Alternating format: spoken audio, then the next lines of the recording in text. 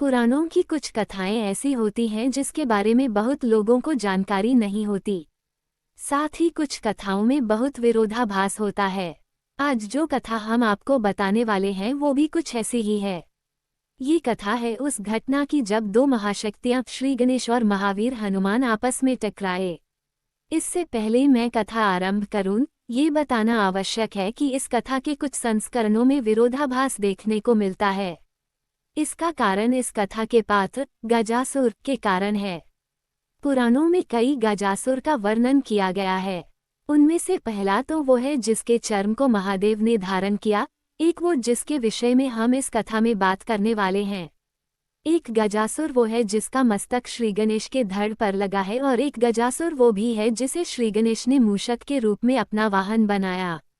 पौराणिक कथाओं के अनुसार गजासुर नामक एक असुर था जो महिषासुर का पुत्र था।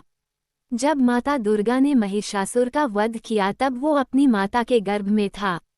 जब उसका जन्म हुआ तो उसने अपनी माता से अपने पिता की मृत्यु का कारण पूछा।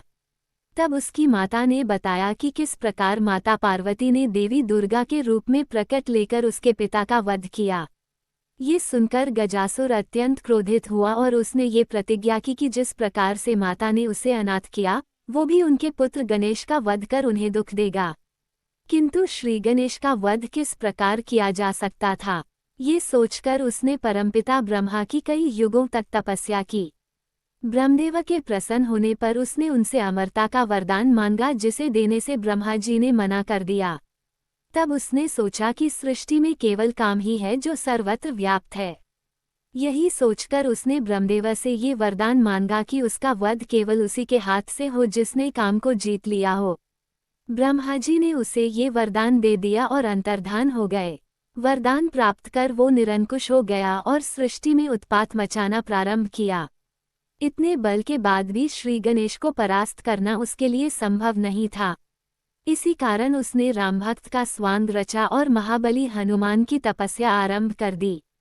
जब महाबली ने देखा कि उन्हीं के समान एक रामभक्त उनकी तपस्या कर रहा है तो उन्होंने गजासुर को दर्शन दिए। गयासुर ने उनसे वरदान का वचन लेकर कहा कि शिवपुत्र गणेश श्रीराम की सदैव अवहेलना करता है। मैं चाहता हूं कि आप उससे युद्ध कर उसे मृत्युदंड दें। हनुमान जी वचनबद्ध थे, इसलिए वे श्री गणेश से युद्ध को चले। मार्ग में उनकी भेंट देवर्षि नारद से हुई। उन्होंने देवर्षि से पूछा कि क्या वास्तव में गणेश रामद्रोही हैं। देवर्षि स्वयं चाहते थे कि गजासुर का विनाश शीघ्र ही हो। यही सोचकर उन्होंने झूठ तो नहीं बोला पर बात बदल कर कहा कि गणेश तो सदैव शिव भक्ति में लीन रहते हैं, श्री राम का स्मरण करते तो मैंने उन्हें कभी नहीं सुना। देवर्षि से ऐसा सुनकर हनुमान उसे सत्य मानकर कैलाश पहुंचे और श्री गणेश को ललकारा। उधर देवर्षि तत्काल माता पार्वती के पास गए और उन्हें सूचित किया कि महाबली हनुमान विघ्नहर्ता से युद्ध करने कैलाश पहुंच गए हैं। ये सुनकर माता तत्काल महादेव के साथ उस युद्ध को रोकने चल दी। उसी समय गजासुर ने उनका मार्ग रोका और हंसते हुए कहा कि हे देवी, जिस प्रकार तुम्हारे कारण मैं अपने पिता के लिए तड़पा हूँ, तुम भी आज अपने पुत्र के लिए तड़पोगी। ये देखकर उसका अंत समय जानकर महादेव उसके वध को प्रस्तुत हुए। उधर हनुमान जी अपने पंचमुखी स्वरूप के साथ श्री गणेश से युद्ध करने लगे। दोनों रुद्र के ही अंश थे और दोनों की शक्ति की कोई सीमा नहीं थी। दोनों अनेक प्रकार के दिव्यास्त्रों से एक दूसरे पर प्रहार करने लगे, किंतु उसका कोई परिणाम नहीं निकला।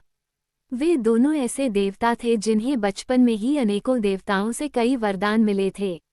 दोनों के बीच युद्ध बहुत देर तक चलता रहा, किंतु कोई पीछे हटने को तैयार नहीं था।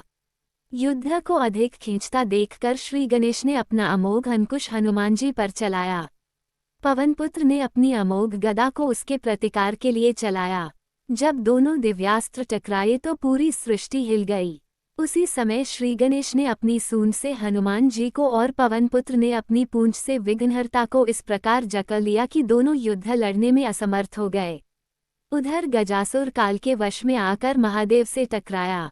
सृष्टि में महादेव ही ऐसे हैं जिन्होंने काम को जीता हुआ है।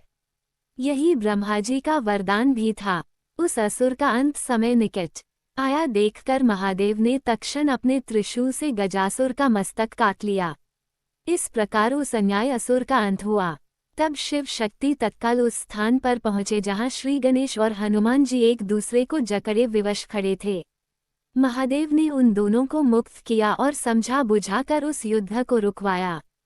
तब माता पार्वती ने हनुमान जी को गजासुर के छल के विषय में बताया और ये भी बताया कि वो असुर महादेव के हाथों मारा जा चुका है। माता ने कहा कि राम और शंकर में कोई भेद नहीं है, दोनों एक ही हैं।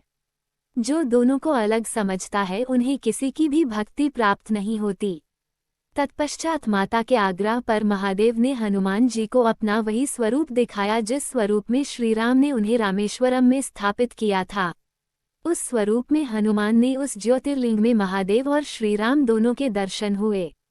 तब श्री गणेश और बजरंग बली ने हरिहर स्वरूप उस ज्योतिर्लिंग को प्रणाम किया। गजासुर की कथा हमें शिव पुराण और लिंग पुराण में मिलती है। हालांकि कई लोग हनुमान जी और श्री गणेश के इस युद्ध को क्षेपक मानते हैं। इसका सबसे बड़ा कारण गजासुर और हनुमान जी के बीच का कालखंड था। दोनों के कालखंड में बहुत बड़ा अंतर है। जहां गजासुर सतयुग में जन्मा वही हनुमान त्रेतायुग में अवतरित हुए। इसी कारण गजासुर द्वारा हनुमान जी की तपस्या करने को अधिकतर लोग क्षेपक ही मानते हैं। इसके अतिरिक्त इन दोनों के युद्ध का स्पष्ट वर्णन हमें शिव पुराण में नहीं मिलता। इन सब के बाद भी ये कथा लोक कथा के रूप में जनमानस में बड़ी प्रसिद्ध है। वास्तव में इस कथा के द्वारा श्री गणेश और हनुमान जी परस्पर एक दूसरे के सम्मान और महत्ता में वृद्धि की है। शिव पुराण में वर्णित गजासुर की कथा के बारे में हम किसी और लेख में जानेंगे। जय श्री गणेश, जय हनुमान। उम्मीद है कि आपको ये जानकारी पसंद आई होगी। अगर आपको वीडियो अच्छी लगी हो तो वीडियो को लाइक करें और चैनल को सब्सक्राइब करना ना भूलें।